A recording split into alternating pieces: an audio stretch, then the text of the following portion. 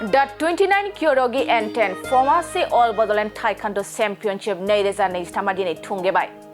All Bodoland Taekwondo Championship 2023 मायथाइनि 29th Kyorugi 10th Poomsae टुर्नामेन्टखौ Kokrajhar सहरनि काटलगुरि साइ स्टेडियामाव दिसेम्बर दाननि 27, 28 आरो 29 अक्ट'नि खालार खालि सानथामनि थाखाय गाजा गोमजायै खुंफुंजानाया दिनै जोबनानै थांबाय। बे बादायलायनाय हाबाफारियाव गासै बड'लेण्डनि 300 गेलेगिरिफ्रा गाजा गोमजायै बाहागो लादोंमोन। 6th and Black Belt International Referee and All Bodoland Taekwondo Association आफादनि गाहाय नेहाथारि लासित बसुमतारिया खौरांगिरिनि गेजेरजों मा फोरमायखो आबुङै मिथिना लानि फै। बेयावथ' जों दा बर्तमान नुदों अनेक ड्राग्सनि आरो फरायनायफ्राबो खम जालांबाय। मानसिफ्रा सानदों सोरबा सोरबा बेखौ गेलेयोबा मेङो फरायनो हाया नङा होमबा? नाथाय आं दिनै अनुभव खालामदों। आं दिनै 1990 आंनि खेला गेलेबोदों आरो आं दिनैहाय 13 years आं अल बड'लेण्ड टाइकवान्ड एस'सिएशन सेक्रेटारि हिसाबै सालायबोबाय। गोबां उन्दैफ्रा दिनै बेयाव गेलेनानै गावनि जिउखौ सोलायनो हादों। सोरबा साख्रि मोन्दों, सोरबा डिसिप्लिन लोंनाय जानायनिफ्राय गोजानाव थादों, सिगारेट बिरेट गय थांखु गावनि फिजिकेल फिटनेसखौ बाहाय मोननो हादों। आरो जोंनिफ्राय रिसेन्टलि दाख्लैसो कनिकेश्वर नार्जारि स्पर्ट्स एक्सेलेन्स एवार्ड होनायाव जोंहा जोंनि इन्टारनेसनेल प्लेयार बड'लेण्डनिफ्राय जोङो 9 जन जोङो बाहेरायाव थांनो हादोंमोन। दा बड'लेण्ड बे चेम्पियनशिपखौ जों खुङामोनब्ला स्टेटआव जों मानसि थिनहरामोनब्ला दिनै बे 9 जन इन्टारनेसनेल प्लेयारफ्रा दिनै बे बान्थाखौ मोननो हानाय नङामोन। आं आसा खालामदों फैगौ जेनेरेसन जे उन्दैफोर बिथांमोनाबो जुदि बाव जगदान होनानै गेलेबाय थायोब्ला इन फिउचार बिसोरनि जिबनाव ब्राइट जागोन।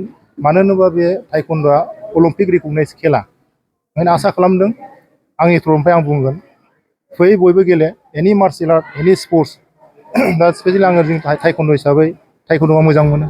वेलकाम टाइकवान्ड' गेलेफै। इन फिउचार टाइकवान्ड' गेलेबा जे नोंथांनि जिबनाव फिजिकेल फिटनेसजों लोगोसे मेन्टेल साउन्ड नङा होमबा आरो जों सेल्फ डिफेन्स आरो गुबुनखौबो जोङो रैखा खालामनो हानाय बेखौबो जों मटिभेसन होनायजों लोगोसे फोरोंनाय जायो आरो ग्रेट मोजां साक्सेसफुल मोनसे जों दा जोंनिनो क'क्राझारावनो साइ कमप्लेक्स काटलगुरि क'क्राझाराव जोंहा 27 तारिखआव रिसेपसन 28 आरो 29आव जोंहा खेला खुंदों।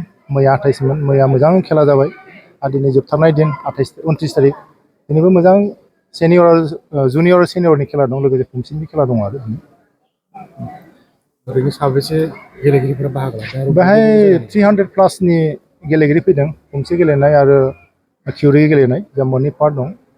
दा 300+ आरो बड'लेण्डआथ' जोंहा बड'लेण्ड एरियानि मोनबा डिस्ट्रिक्टआ दंखायोआनो। लोगोसे जोंहा सनितपुरनि फैदों 30 जन फैदों, लोगोसे आमार राभासुनि फैदों, गवालपारानि फैदों आरो माखासे अनेक फैनो नागिरबावदोंमोन।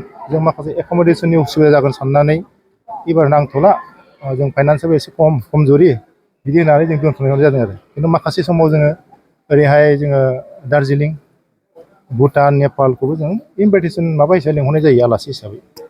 बेयाव देरहालांखांनायनि उनाव जे स्टेट लेभेल बा इन्टारनेसनेल लेभेलाव गेलेहैनायनि मोनसे सिलेक्सन प्रसेस नोंथांमोना खालामदों नामा? जोंना बे सेलेक्सना इन्टारनेसनेल लेभेलसिम नङा।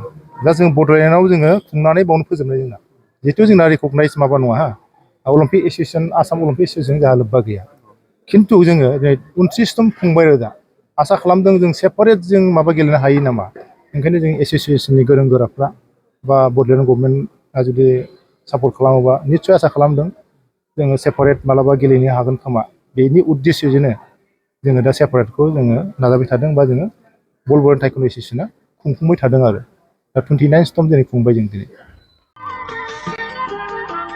बड'सा फिल्म प्रडाक्शननिफ्राय क्रिसमास आरो गोदान बोसोरनि गोजोन हामलायनाय बावहरबाय।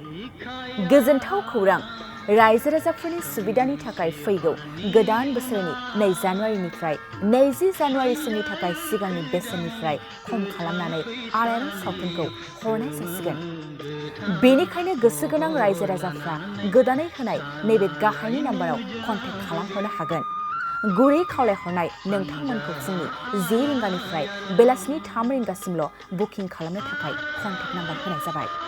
नैबे मबाइल नाम्बार 8453766183 नङाब्ला 9678616741 7896298145 आव